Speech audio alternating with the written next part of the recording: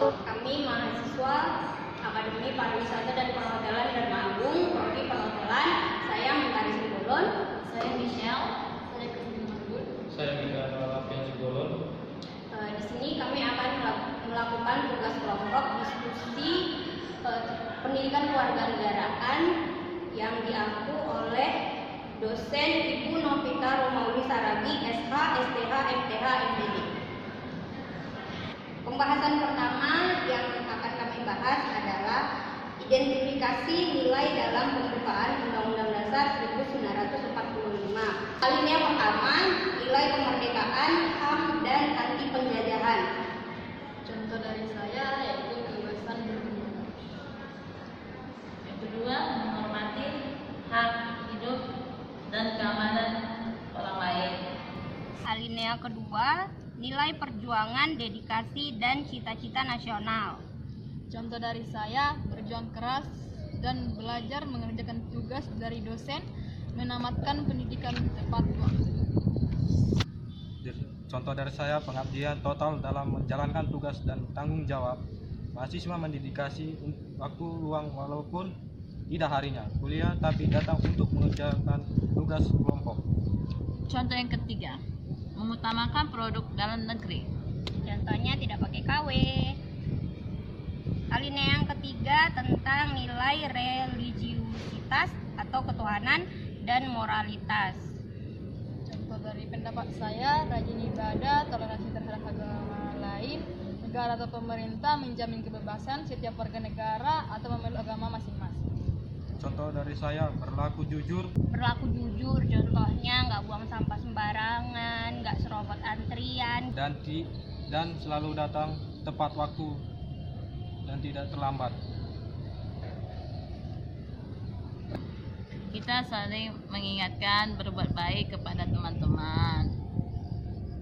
Alinea yang keempat, kedaulatan rakyat, demokrasi, dan dasar negara atau Pancasila. Contoh dari saya, menyalurkan aspirasi dengan damai, menggunakan hak pilih, musyawarah kalau ada konflik. Contohnya, kita ini kan udah umur legal semua, jadi nanti kalau ada pemilu, datang ini ke pemilihan umum, nyoblos gitu. Dan menggunakan salam-salam. Contoh dari saya, menghargai ibadah, yaitu saling bertoleransi antar umat agama. Jadi nggak membeda-bedakan, oh dia Islam, dia Kristen gitu. Berbahasa Indonesia dengan baik dan benar. Terus mengikuti hasil rapat, jadi nggak ini ngomel di belakang. Jadi keputusan rapat itu yang diikuti. Terus berbagi sumber daya, sama-sama pakai AC, pakai wifi, pakai kipas, dan yang lain-lain. Analisis norma dalam pasal-pasal Undang-Undang Dasar Negara Republik Indonesia tahun 1945. Bunyinya, pasal 27 ayat 1. Isinya, segala warga negara bersama kependudukannya di dalam hukum dan pemerintah dan wajib mengunjungi hukum dan pemerintah itu dengan tidak ada kecualinya. Makna normanya menurut saya, semua warga negara memiliki hak yang sama tanpa memandang faktor sosial, ekonomi, dan maupun latar belakang. Dalam dari saya. Berarti contohnya kalau ada yang buat salah, kalau dia kaya atau miskin, dia punya jabatan, tetap aja harus dihukum sesuai dengan hukum yang berlaku di Indonesia. Pentingnya dalam keadilan berbangsa. Contohnya, menjamin perilaku yang adil, seperti adil terhadap warga maupun miskin atau kaya. Yang ke B, pasal 28E ayat 2. Bunyinya itu isinya setiap orang berhak atas kebebasan meyakini kepercayaan atau menyatakan pikiran dan sikap sesuai arti nilainya. Makna norma menurut saya, warga dapat mempunyai kebebasan berekspresi dan keyakinan sebagai hak dasar setiap individu. Pentingnya dalam kehidupan berbangsa, menciptakan masyarakat demokratis yang menghargai perbedaan, contohnya bersikap toleransi dan tidak membeda-bedakan ras atau suku atau budaya. Yang kecil, pasal 30 ayat 1 bunyinya itu tiap-tiap warga negara berhak dan mewajibkan ikut serta dalam usaha pertahanan dan keamanan negara. Makna norma menurut saya, negara berhak dan wajib ikut menjaga kedaulatan dan keamanan negara. Pentingnya dalam kehidupan berbangsa itu menggiatkan rasa tanggung jawab, contohnya bertanggung jawab dalam apa yang dibuat.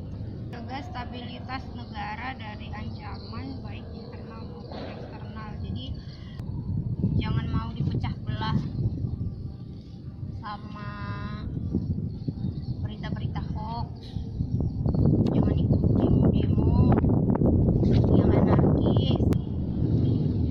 Pembahasan yang ketiga tentang pemetaan nilai dan norma. Peta skema atau peta konsep yang menggambarkan hubungan antara nilai dalam pembukaan dan norma dalam pasal-pasal Undang-Undang Dasar Negara Republik Indonesia tahun 1945.